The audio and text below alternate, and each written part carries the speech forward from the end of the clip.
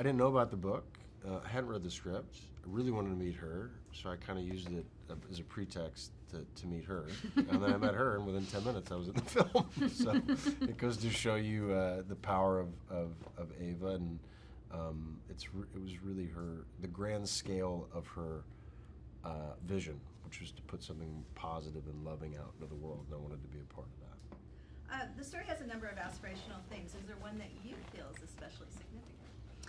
I mean, there's so much in there, but for me, what I really sort of take away from, there's one moment, I think, in the first Tessering moment where Oprah says, you know, all you have to do is find the right frequency and be who you are.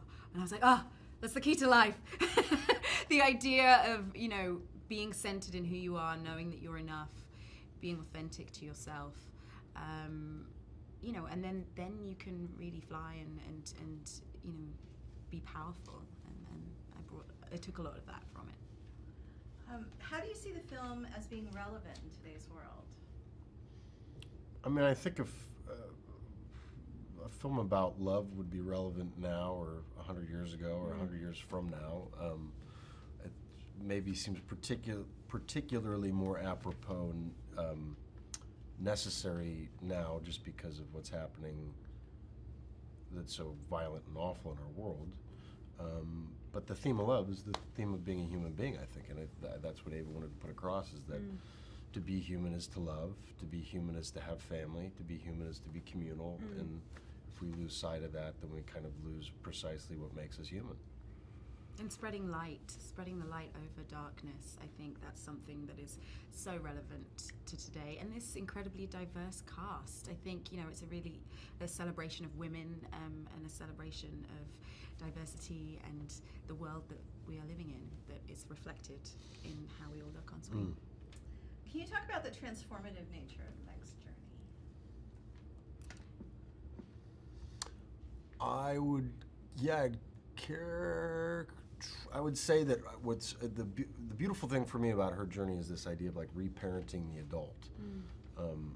Obviously, there's that hierarchical structure of being a parent to a child. You teach the child and all that, but I think oftentimes we lose sight of what's so special and beautiful about the child is that their unstructuredness and their uncompartmentalizedness, their just pure beingness, reminds us of the greatest parts of ourselves before we have to choose a profession and do this. They're just bundles of joy. And so she kind of comes and reparents me and says, hey, guy, remember what this is about? And he does, and she brings him home to this beautiful woman, you know? Yes, the transformative nature. No, really, I mean, she starts off as an awkward teenager, and she's not comfortable in her own skin. She's being bullied at school. You know, there's a lot of very relatable things going on for her, and I think it's really, you know, empowering for young girls to see her come into her power herself. You know, she is able to face the darkness within her, her own insecurity, and become a warrior, you know, and bring her whole family back together. And you know, I don't think, you know, at the beginning of the film she doesn't really have great self-esteem, and to find her go on that huge journey is so uplifting.